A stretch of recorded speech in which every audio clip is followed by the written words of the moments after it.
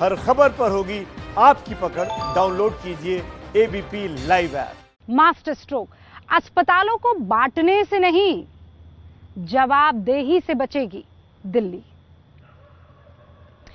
Corona के बढ़ते खतरे के बीच अस्पतालों की बदइंतजामी से दिल्ली ही नहीं, मुंबई के लोग भी बहुत परेशान हैं। मुंबई के कांदिवली में शताब्दी नाम का एक हॉस्पिटल है। शताब्दी, इस हॉस्पिटल से 80 साल के विट्ठल मुले गायब हो गए। अस्पताल को इसकी भनक तक नहीं लगी। एक मरीज गायब हो चुका है। बीती रात बोरीवली रेलवे स्टेशन के पास विट्ठल मुले का शव मिला। विट्ठल कोरोना पॉजिटिव थे। परिवार का यह कहना है कि शनिवार को अस्पताल में भर्ती किया गया था उनको।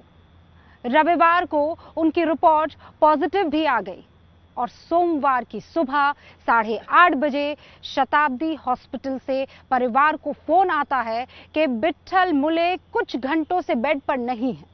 ये लापरवाही भरी घटना इस बात की पोल खोलती है कि कोरोना के इस काल में और कोरोना को लेकर सिस्टम किस तरीके से लापरवाह हो गया है। इस बीच मुंबई के लिए एक राहत भरी खबर भी आई है।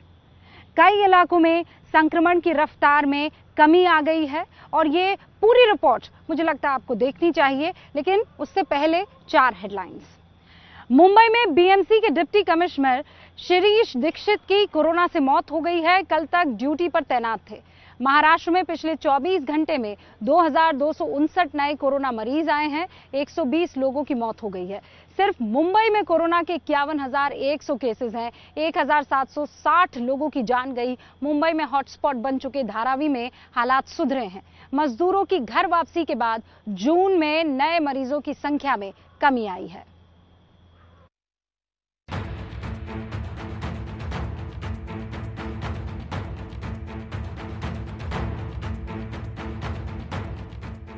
मुंबई के पश्चिमी उपनगर कांदिवली के विश्वदीप हाइट इमारत में है और यहाँ की हाउसिंग सोसाइटी ने इमारत के भीतर ही एक आइसोलेशन जोन बनाकर रखा हुआ है ऐसे लोगों के लिए जिनमें की सिम्टम्स नहीं नजर आ रहे हैं या फिर बहुत ही माइल्ड सिम्टम्स हैं कोविड के, और उनको क्वारंटीन करने के लिए इमारत के भीतर ही इस तरह का इंतजाम किया गया है। कोरोना कैपिटल बनी मुंबई में मेडिकल इंफ्रास्ट्रक्चर चरमरा गया है। सरकार ने आदेश जारी किया है कि जिन मरीजों में गंभीर लक्षण हो उन्हें ही अस्पतालों में भर्ती किया जाए। इन मुश्किल हालात के बाद मुंबई वालों ने नया रास्ता निकाला है। बीएमसी और आईसीएमआर के रूल्स के हिसाब से जो एसिम्प्टोमेटिक पेशेंट्स होते हैं या जिनको mild to very mild symptoms होता है, उनको हॉस्पिटलाइजेशन की ज़रूरत नहीं होती और उन्हें क्वारंटाइन या आइसोलेट किया जाता है। और कई पेशेंट्स को तो होम क्वारंटाइन की सलाह भी दी जाती है। तो ऐसे पेशेंट्स के लिए जगह कहाँ पे क्वारंटाइन करना आज के डेट में मिलना बहुत मुश्किल हो रहा है। इसको चलते हमारे एमपी गोपाल जी शेट्टी ने जो हमें एक नया कंसेप्ट दिया, उसके चलते हमने ये आइसोलेशन सेंटर की स्थापना की है। ये इंतजाम उनके लिए भी है जिन्हें अस्पतालों में जगह तो मिल गई, लेकिन इलाज के बिल का बोझ जेब पर भारी पड़ रहा है। मुंबई में जहां ये आइसोलेशन सेंटर बनाया गया है, वहां पहले जिम था। तस्वीरों में दिख रहा है कि जिम का सामान किनारे रखा हुआ है और हॉस्पिटल जैसे बेड लगे हैं। यहाँ डॉक्टरों के आने पर चेंजिंग रूम भी है। फिलहाल यहाँ 2 कमरों का आइसोलेशन सेंटर तैयार है, लेकिन जरूरत पड़ने पर और ज्यादा बेड लगाने की तैयारी हो चुकी है।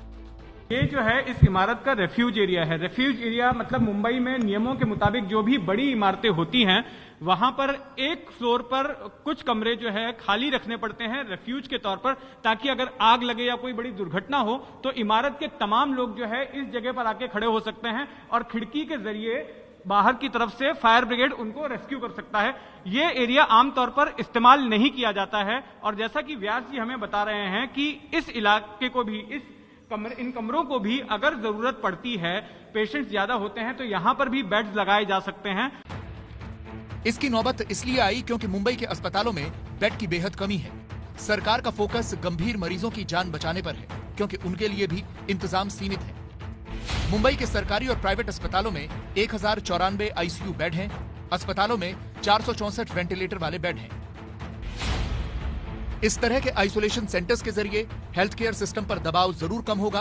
कोरोना को लेकर दबाव मुंबई पर कम होता दिख रहा है। राहत की खबर यह है कि मुंबई के 24 में से सिर्फ 3 ऐसे इलाके हैं जहां कोरोना का संक्रमण रेट 5% से ज्यादा है। कंटेनमेंट जोन के नियमों में किए बदलाव और मुंबई में मौजूद दूसरे राज्यों के प्रवासी मजदूर जो अब मुंबई छोड़कर वापस अपने राज्य गए हैं। प्रशासन ने कंटेनमेंट जोन में सख्ती बरती और मुंबई की आबादी कहीं ना कहीं जो कम हुई, उसी का नतीजा है कि मुंबई के प्रमुख हॉटस्पॉट्स जैसे दादर, बांद्रा, वर्ली, धारावी, यहाँ पर भी अब ग्रोथ रेट 3% से कम हो गया है। मुंबई में राहत की सांस लेने का जो मौका मिला है, माना जा रहा है कि उसके पीछे सबसे बड़ी वजह धारावी है।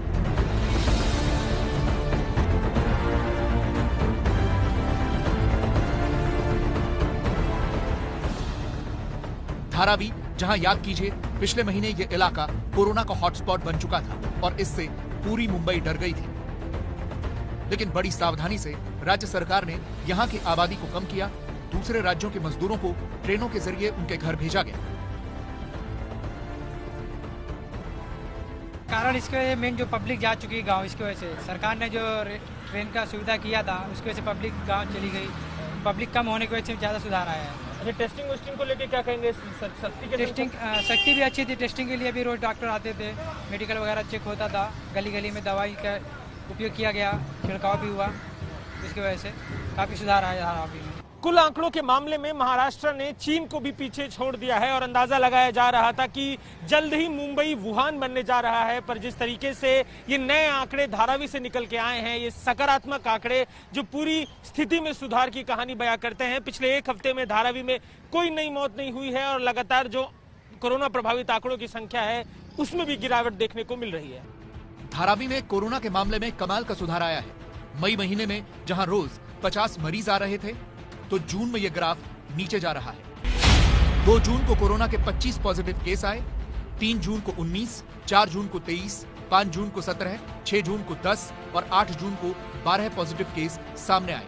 पूरे देश में जो टेस्टिंग होती है और हमारी ज़्यादा होती है, हमारी मुंबई में ही ज़्यादा हो रहा है। घर घर में टेस्टिंग हो रही है और एक बार पॉजिटिव पेशेंट मिलता है तो उसके नज़दीक के, अति नज़दीक के लोगों को हम क्वारंटाइन करते हैं। तो जो चेन है वो तोड़ने का काम हमारा उधर का किरण दिघावकर करके वार्ड ऑफिसर है, उनकी पूरी टीम वो अच्छी तरह काम करे। वजह जो भी हो, लेकिन धारावी में सुधरते हालात के कारण पूरी मुंबई की उम्मीद बंधी है। धारावी का रिकवरी रेट 41.8% पर पहुंच चुका है। कुल 1924 पॉजिटिव मरीजों में से 939 लोग ठीक भी हो चुके हैं।